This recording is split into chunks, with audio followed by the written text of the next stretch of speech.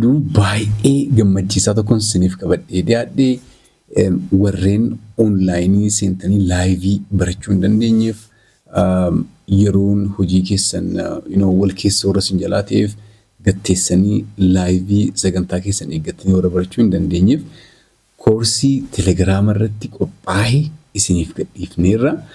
Liinkii as jalatti jiruun yookaan immoo description irratti isiniif kaa'amiin seentanii telegiraama irratti koorsii keenya tartiibaan barachuu hin dandeessu. Kafaltiin isaas baay'ee xiqqaa waan ta'eef please go visit and work hard on your English language. Very good. Egaa malkaamuun jedhama. University Haramaatti barsiisaa afaan Ingiliffaati. Stars English channel jedhu kanarratti illee content creator-idha. A brighter future we have found. So today I'm gonna teach you about get. Asin dura video baay'ee bareedaa tokko isin hojjenneerra. The first part and this is the second part. It's all about get. Jechi get jedhu kana jechoota hedduu wajjin dhufuudhaan hiika adda addaa nuuf kennuu hin danda'am. We call it phrasal verbs. Ingiliffa keenya immoo hanga ta'e bareeffachuu yoo barbaanne it's advisable to use phrasal verbs. So let's see how this word get comes with different words and give us various kind of meanings. Okay, jechoota hedduu wajjin dhufuudhaan hiika adda addaa nu kenna jechuudha. Let's see. My today's topic is as I told you, get. So transportation irraa transportation and travel in imalu wajjin konkolaataa koruu kana wajjin wanti wal qabate haala kamiin ibsina kan jedhu ilaalla. So if you see here, the first one, get on. So tii tana isi as ta'e kana ilaala. Yoo uumnu akka afaan Oromoo sanitti t hin jennu. Fakkeenyaaf taa'i yoo jennu namaan taa'ina. Jidduu naannoo arrabaa kanatu naannoo ilkee kan tuqa. Ingiliffatti garuu tiin bakki itti uumamtu alveolar ridge jedhama. Iddoo ilkeedha xiqqoo ol siqee jirutti fiixee arrabaatu naannoo san tuqa jechuudha. Kanaafuu get jenna malee get get. Kanaaf water jedhu. The Americans say water, the British say water. So lamaanuu arrabni bakkuma san tuqa jechuudha. So get on osoo hin taane get on. So get on jechuun konkolaataa qabachuudhaaf itti fayyadamna. Get on a bus. Okay, look here, the example.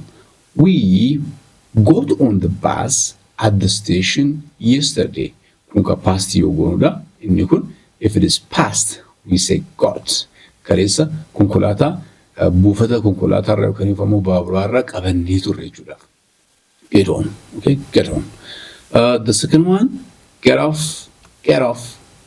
Akkuma isin jedhe get jennu get off. Get off. Good. So means leave a bus or train. Leave a bus or train. Konkolaataa irraa bu'uudha. Yoo konkolaataa irraa bu'e namaa jechuudha. Get off. Get off the bus. Get off the car. Jenna jechuudha. Look here. Get off the next stop.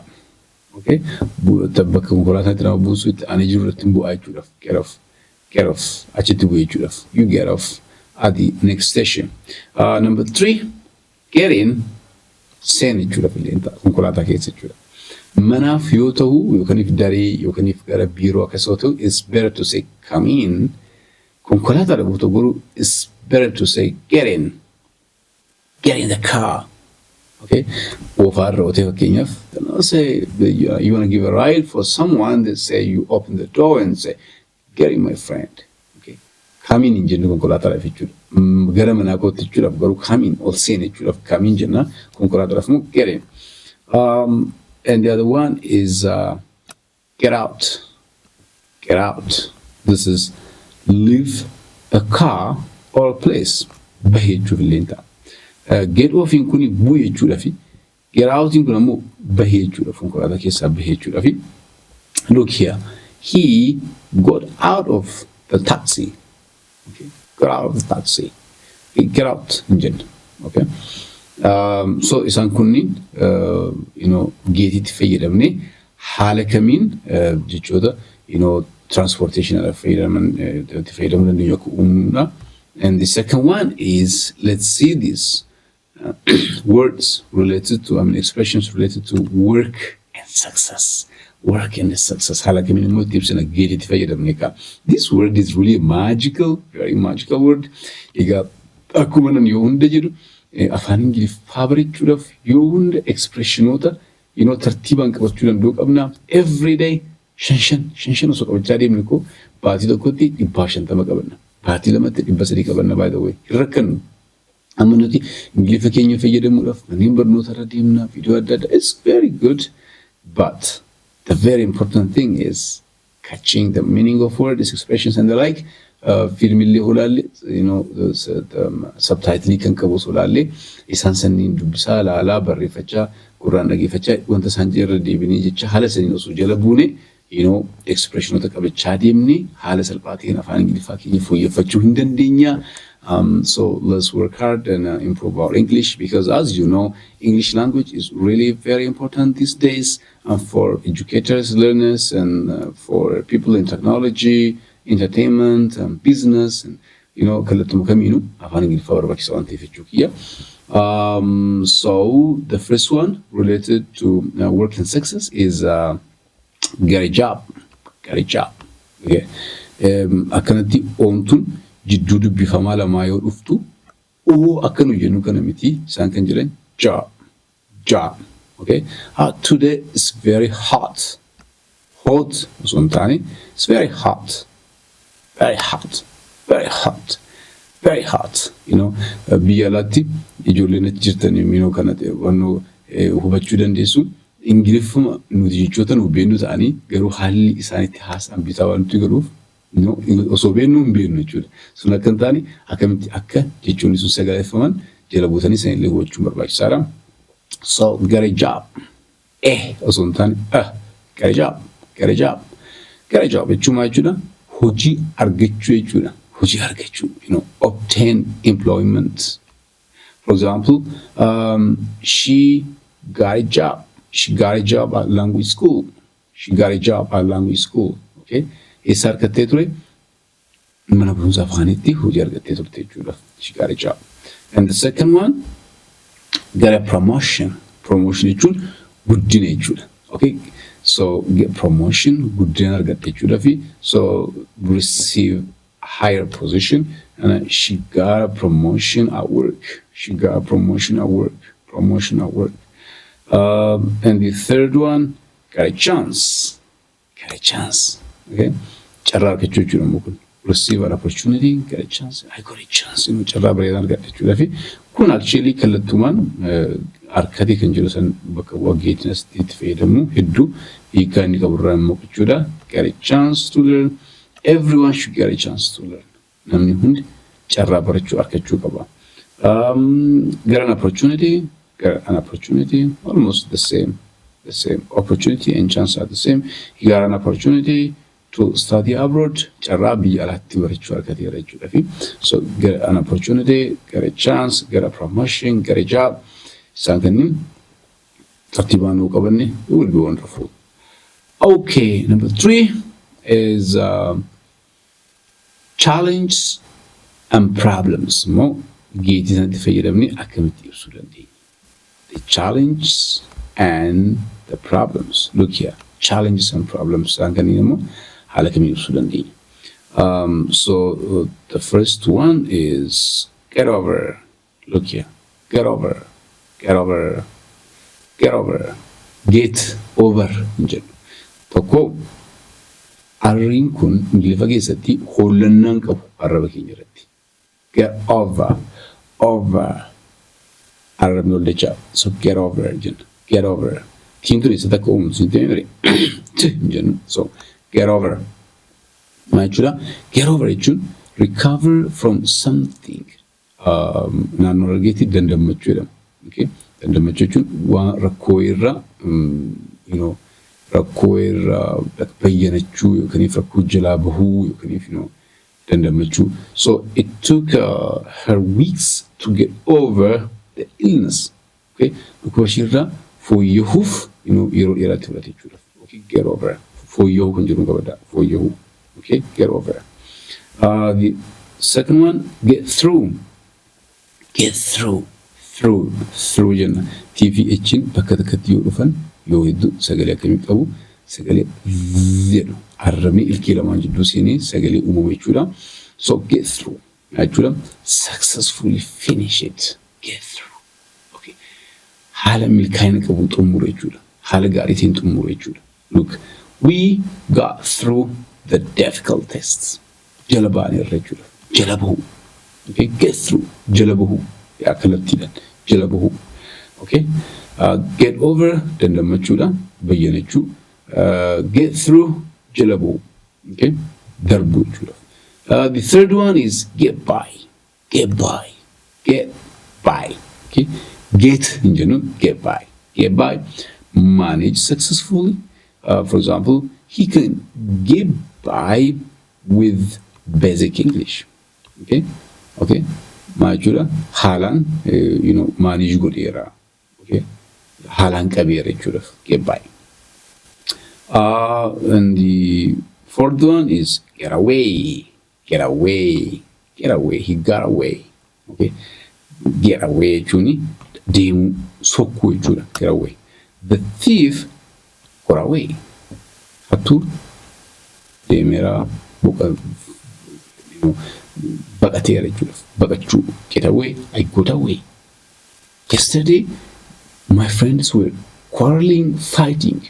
I saw them and I got away. Isalarin and braso kedemi. Got away. And the last one is get back. Get back. Get back. Look, return. Get back. Get back. Return. Look, like, when did you get back from Addis? When did you get back? Home day with Echula. Okay. When are you going to get back? Home day with Echula. Get back, baby. Return Echunta. Return Echula. Get back. Ingiliffa Keenya. Would be wonderful. Okay. The fourth one is change and development. Change and development. Why good dinner? Why jiramamo? Hassle over ban. These are really wonderful. We can say like get rich. Soramu. Get rich. I'm getting rich. You are getting rich. Become wealthy. Become wealthy. Soramu. He hopes to get rich. He hopes to get rich. And the second one, get old. Get old. We all get old eventually. So that's what get old. Are you getting old? No, that car is really getting old. I think you have to change it. Get old. Get busy. Get busy. Are you getting busy? Busy tati. Busy tarta. Okay. Are you busy? Are you getting busy? Okay. I don't want to get busy. Busy tombarbado. I don't want to be busy lechula. But Ingiliffa namni tokko hin danda'a kan jedhamu afaanichaan expression waan takka jechuudha haala adda addaatiin jechuu dandeenya. So it's good to know these things.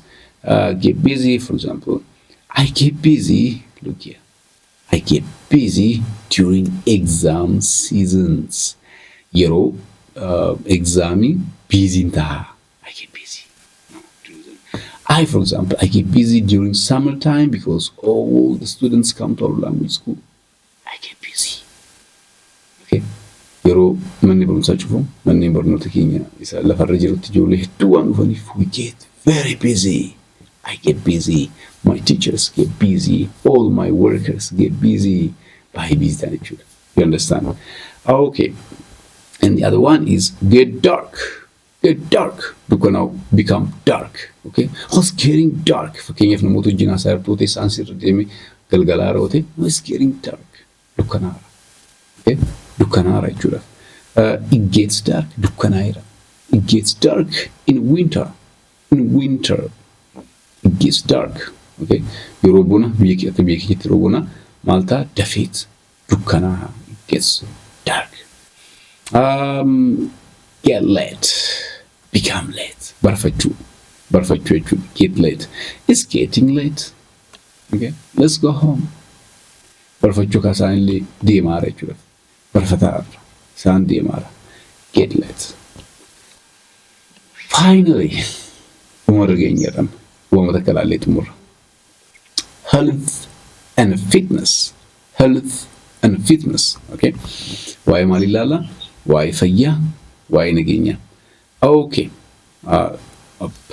Look here. Get rid of. Ride in jennu. Ride kan jennu inna R-I-D-E haala kanaan dhufe ride jenna. This is right. But this one is rid of. Read. Ayintu jidduu dubbifama lamaa dhufte sagalee E qabaatti yoo hedduu. Okay. Like win, think, sit, six. Like that. Get rid of. So get rid of jechuun baasuu yookaan ofirraa kuchisuu yookaan remove something. Look, we got rid of all furniture. Ofirraa baafneerra. Get rid of ofirraa baafneerra. Furniture yookaan meeshaa mana keessa kan dulloomi ofirraa baafne. Get rid of. Baasuu ofirraa baasuu. Get out of jechuun maal jechuudha? Avoid doing something. Okay, get out of. Dhiisuu fakkeenyaaf he got out of washing the dishes. Okay, sanaa jechuu dhiiseera. Get out of. Okay, so barnoota keenya har'aa irratti jechoota expressionoota get wajjin wal qabatan hiikaa get jechoota hedduu wajjin dhufuudhaan qabdu ilaallee isaan kanneen yoo qabattan Ingiliffa keessan shaakaltan for sure Ingiliffaan keessan sirriitti fooyya'uu danda'a. Egaa akkuma jalqaba isiniin jedhe warri online barachuu barbaadan bilbila asirratti barraa'een dubbistanii laayivii seentanii barachuu hin dandeessu. Zoomiidhaan Google Meetsidhaan laayivii seennee akkuma nama qaamaan kilaasii taa'ee barsiisutti isin barsiifne jechuudha. Barattoota hedduu biyya alaatiis biyya keessaas qabna. Warri ammoo laayivii seentanii barachuu hin dandeenye sa'a isinii mijatu. Okay? Telegram irra seentanii koorsii bitattanii barachuu ni dandeessu. Linkii dhuma viidiyoo kanarratti argamu fayyadamaa yookaan linkii description keessanii goonetti fayyadamaatii Telegram irra seenaa Ingiliffa tartiibaan baradhaan isiniin jedha. Egaa hanga dhumaatti waan odeeffattaniif guddaa galatoomaa. Have a nice time. A brighter future we